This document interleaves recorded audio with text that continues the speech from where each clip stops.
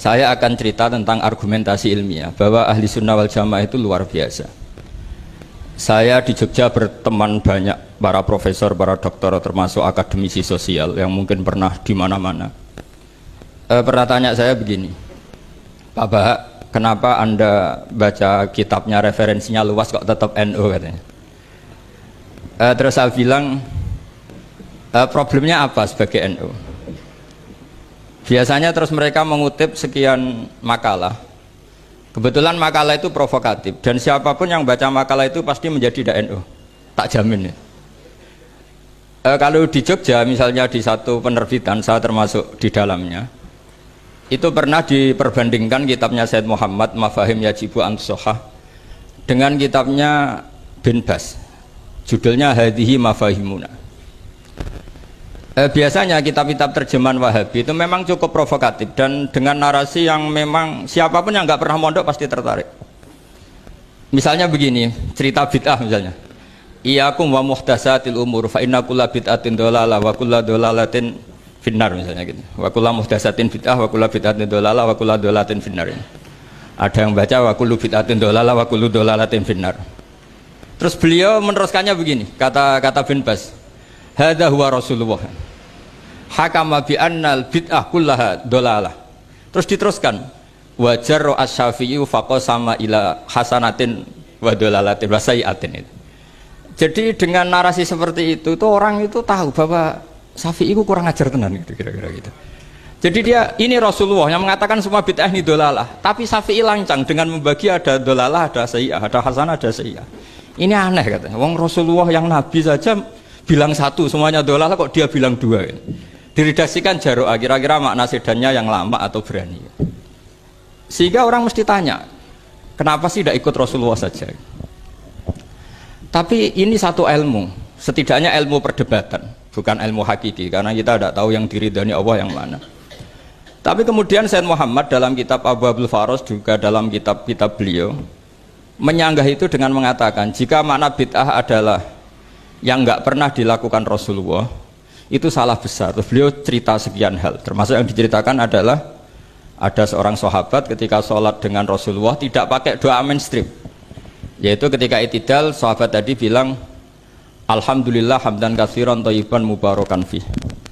Setelah itu setelah Nabi habis sholat tanya ayyukumul qail, siapa tadi yang melafadzkan itu? Semua sahabat diam karena takut disalahkan. Tapi apa yang dikatakan Nabi?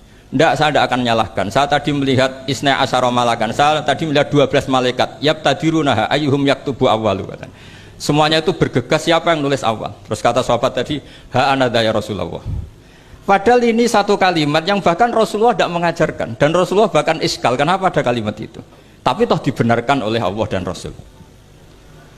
Cerita Said Muhammad kedua adalah ada sahabat setiap ngimami itu main kulhu. Wah, ngimami apa saja main kulhu. Singkat cerita makmumnya itu gerutu, ini orang kok main kulhu terus ini. Setelah dilaporkan ke Rasulullah, ditanya sama Rasulullah, kenapa kamu main kulhu ini? Dilaporkan ke saya.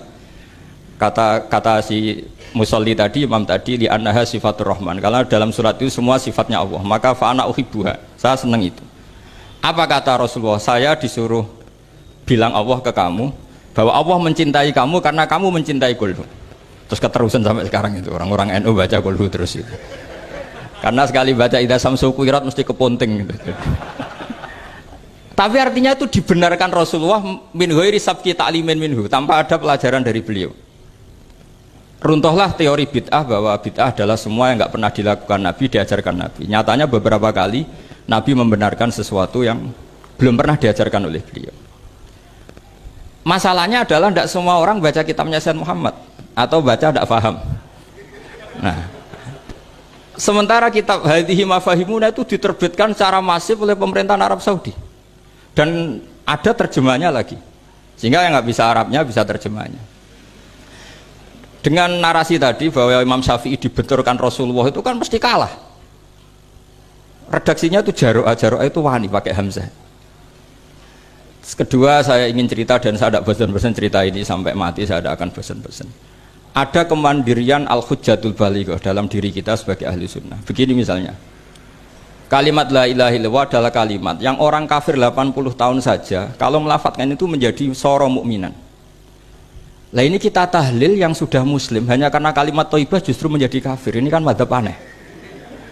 Yang kafir puluhan tahun iyan tahu yufar lahum maqad salaf bihadil kalimah. Ini kita karena tahlilan sampai nyekel patok menjadi kafir juga karena la ilaha illallah. Ini aneh. Jadi kalimatun sing yakunu bihal kafiru musliman menjadi kalimatun yakunul mukminu biha kafirun. Ini kan kaidah yang aneh. Nah, saya ingin kalau ahli sunnah yang seperti ini sudah mandiri, sudah sehat, ya baguslah seperti itu.